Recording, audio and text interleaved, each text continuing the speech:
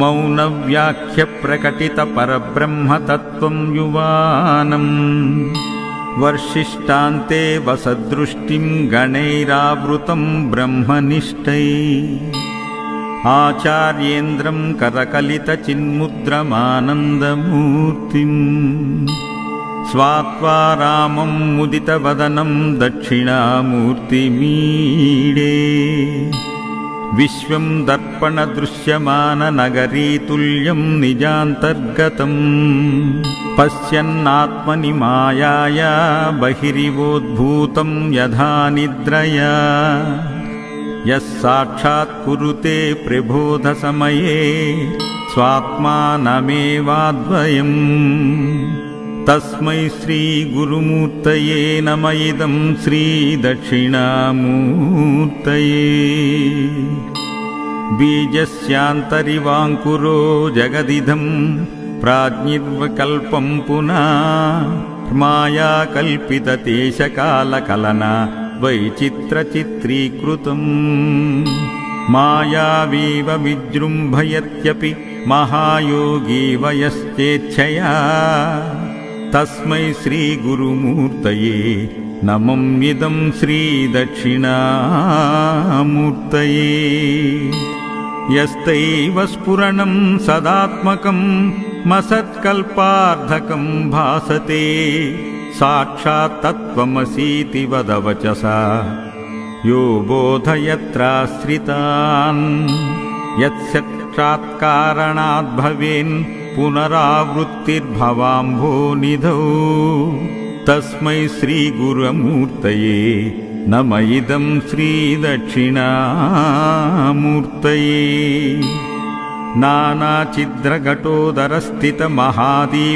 नानाचिद्रघटोदरस्थितमहादीपप्रभाभास्वरम् ज्ञानयस्य तु चुक्षरादिकरणद्वारा बहिः संदते जानामीति तमेव बान्धमनुबात्येतत्समस्तं जगत् तस्मै श्रीगुरुमूर्तये नमः इदं श्रीदक्षिणामूर्तये देहं प्राणमपीन्द्रयण्यापि चलां बुद्धिं च शून्यं विदु त्रिबालाण्डजडोपमास्त्यः मितिभ्रान्ता भृशं वादिना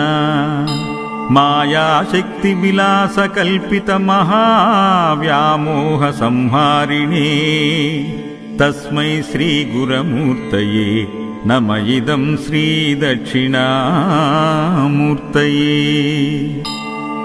राहुग्रस्तदिवाकरेन्दुसदृशो मायासमाच्छादनात् सन्मात्रकरुणोपसंहरणतो यो भूत्सुषुप्तपुमान् जागृत्यप्नमिति प्रबोधसमये यः प्रत्यभिज्ञायते तस्मै श्रीगुरुमूर्तये नमः इदं श्रीदक्षिणामूर्तये बाल्यादिष्वपि जाग्रदादिषु तदा सर्वास्वस्थास्वपि व्यावृत्तास्वनुवर्तमानमिहमित्यन्तस्फुरन्तं सदा स्मात्मानं प्रकटीकरोति भजतां यो भद्रया मुद्रया तस्मै श्रीगुरुमूर्तये नमः इदं श्रीदक्षिणामूर्तये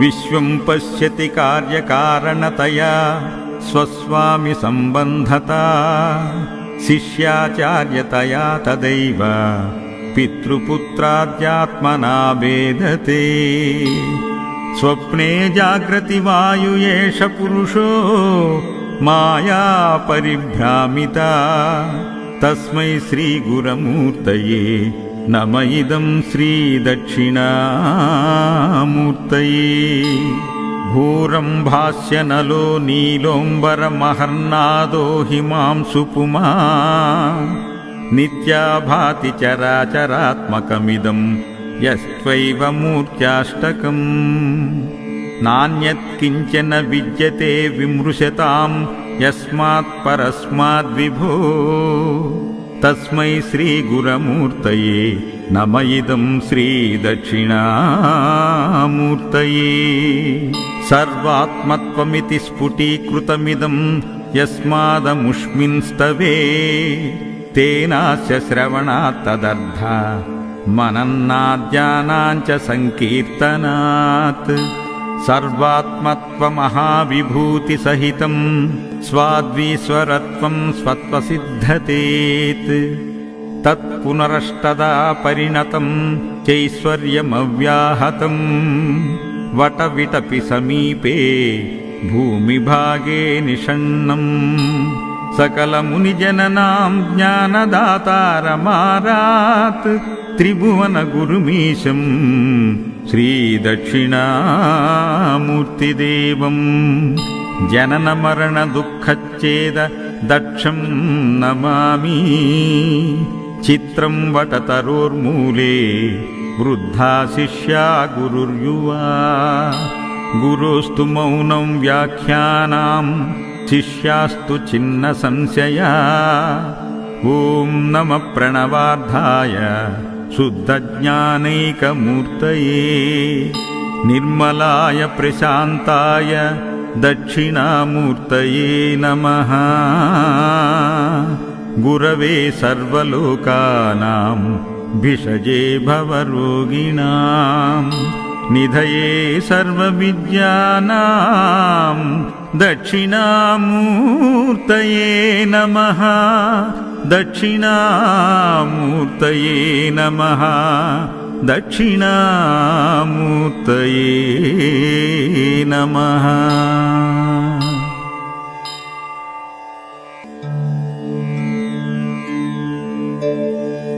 मौनव्याख्यप्रकटितपरब्रह्मतत्त्वं युवानम् वर्षिष्टान्ते वसदृष्टिं गणैरावृतं ब्रह्मनिष्ठैः।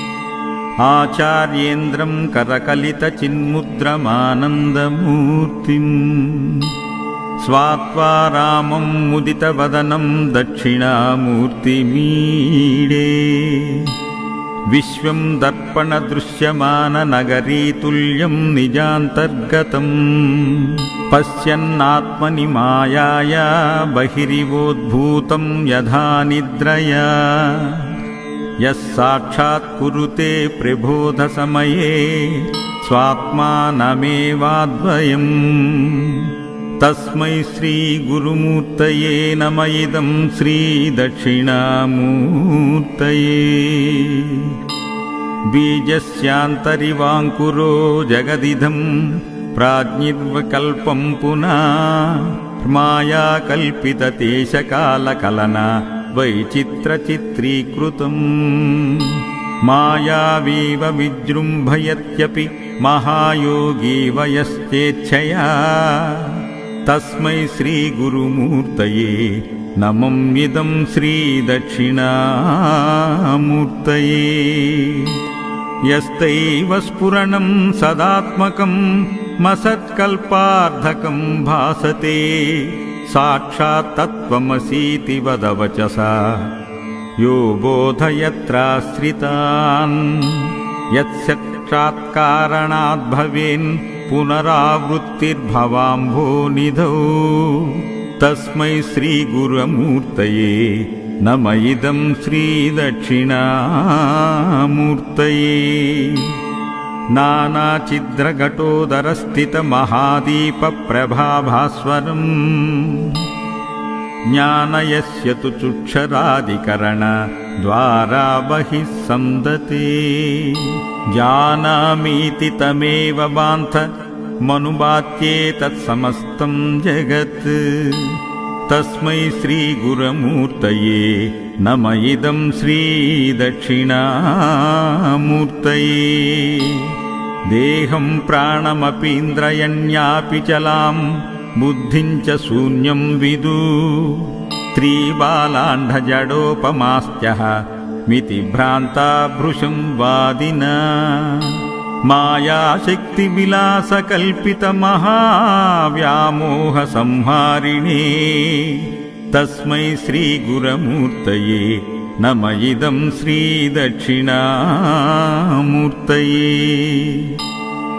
రాహుగ్రస్తదివాకరేందు సదృశో మాయా సమాచ్ఛాదనాత్ సన్మాత్ర కరుణోపసంహరణతో యో భుత్సుక్షుప్తపుమాన్. జాగృత్యప్నమితి ప్రబోధ సమయే యః ప్రత్యభిజ్ఞాయతే తస్మై శ్రీ గురుమూర్తయే నమ ఇదం శ్రీదక్షిణామూర్తయే. బాల్యాదిష్యపి జాగ్రదాదిషు తదా సర్వాస్వవస్థాస్వపి వ్యావృత్తాస్వనువర్తమాన మిహమిత్యంతస్ఫురంతం సదా. స్మాత్మానం ప్రకటీకరోతి భజతాం యో భద్రయా ముద్రయా తస్మై శ్రీ గురుమూర్తయే నమ ఇదం శ్రీదక్షిణామూర్తయే. విశ్వం పశ్యతి కార్యకారణతయా స్వస్వామి సంబంధతా శిష్యాచార్యతయా తదైవ పితృపుత్రాద్యాత్మనా భేదతే. స్వప్నే జాగ్రతి వాయు ఏష పురుషో మాయా పరిభ్రామిత తస్మై శ్రీ గురుమూర్తయే నమ ఇదం శ్రీదక్షిణామూర్తయే. భూరం భాస్యనలో నీలోంబరమహర్నాదో హిమాంశు పుమా నిత్యా భాతి చరాచరాత్మకమిదం యస్త్వైవ మూర్త్యాష్టకం. నాన్యత్కించన విద్యతే విమృశతాం యస్మాత్ పరస్మాద్విభో తస్మై శ్రీ గురుమూర్తయే నమ ఇదం శ్రీదక్షిణామూర్తయే. సర్వాత్మత్వమితి స్ఫుటీకృతమిదం యస్మాదముష్మిన్స్తవే తేనాస్య శ్రవణాత్ తదర్థ మనన్నాద్యానాంచ సంకీర్తనాత్. సర్వాత్మత్వమహావిభూతి సహితం స్వాద్వీశ్వరత్వం స్వత్వసిద్ధతేత్. తత్పునరష్టదా పరిణతం చైశ్వర్యమవ్యాహతం వటవిటపి సమీపే భూమిభాగే నిషణ్ణం.